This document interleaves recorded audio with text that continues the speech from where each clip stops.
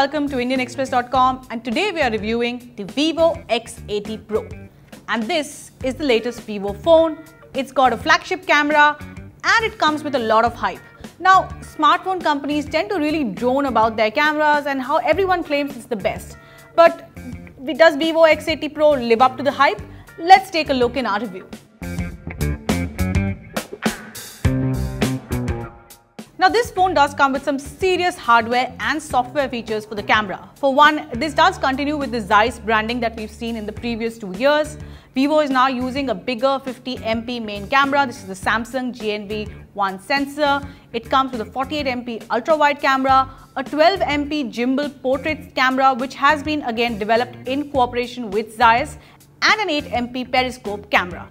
And yes, it comes with a lot of software enhancements, many of which the company claims to have developed with Zeiss. For instance, there's a cinematic video mode, there's a cinematic bokeh mode, and all of this comes with the Zeiss branding. But how does it actually perform for the user? Let's take a look now.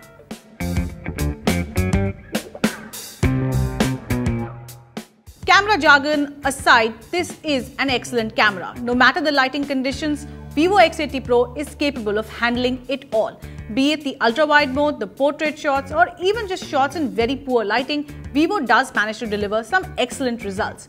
Particularly, the portrait mode does manage to stand out, and I really liked it. For instance, this picture that I took of myself in a bar comes out very well. It's an excellent portrait. It manages to retain the details. You can see that there's good enough differentiation between the subject foreground and the background, and it actually looks pretty well. Most importantly, the bar is poorly lit. Even inside the bar, when I've taken pictures of the chandelier, the Vivo X80 Pro manages to keep the details, and it's not a very well lit condition, as I've already pointed out. So yes, this is an excellent camera for stills and it won't leave you disappointed.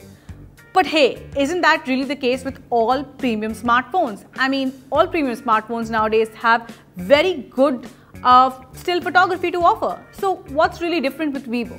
I'd say the one department where Vivo really stood out for me was the video camera. The one aspect where Vivo really shines is the video department. And I say this as someone who invariably turns to the iPhone for any video that has to be shot. Because the Zeiss cinematic mode that they've developed, which is like a filter that you have to turn on when recording video, is something I've not yet seen executed well on a smartphone. I took 2 cinematic style videos of my son, and the camera kept him in constant focus while gently blurring out the background. Vivo insists that you shoot this in landscape mode, so do keep that in mind. And yes, videos that you record in this particular mode will be heavy. There's also a natural filter kind of mode which again blurs the background while keeping your subject in focus, and even those videos are very good quality. This background subject segmentation is not something I've seen most smartphones do very well, at least in live video, but Vivo is getting this spot on. And even in video, poor lighting conditions are not a problem for Vivo at all.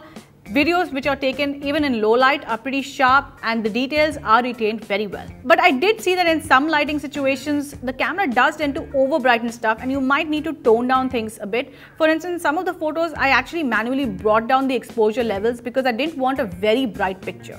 But hey, Vivo is retaining skin textures as seen on many of my portraits, and so far they're doing a pretty good job with the camera. But keep in mind that this phone is packed with a lot of camera features and it does take a bit of while to find all of them. You have to really go into the software settings.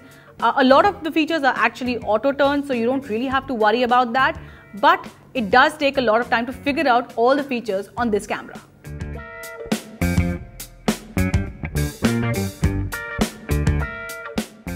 Now let's move on to the other aspects. Yes, this is a tall phone and at times single-handed use can be a bit difficult. The back is glass, but it's got a very velvety soft finish. Sort of reminds me of the Xiaomi 12 Pro, but a little less sparkly, though it really depends on the lighting.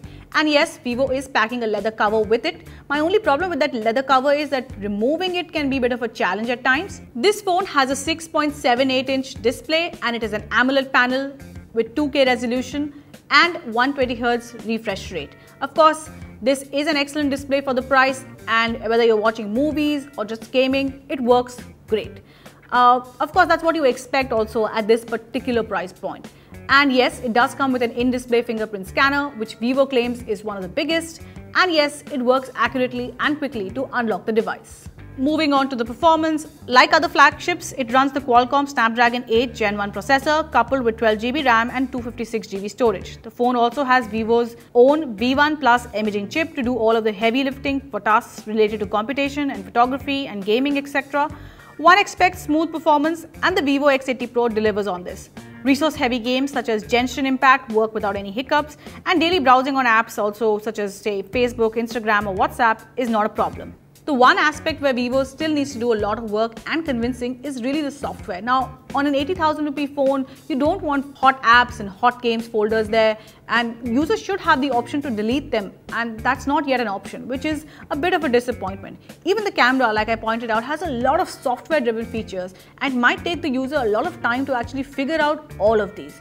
Vivo has improved on these aspects, but I think they need to do a bit more. Finally, the phone comes with a 4700 mAh battery and it comes with 80-watt charging. The charger is in the box, so that's always good to see. And it will last you a day with heavy-duty usage as well. And with the 80-watt charger, you can quickly get it to more than 50% in just under 10 minutes, and that should be enough to get you through the day.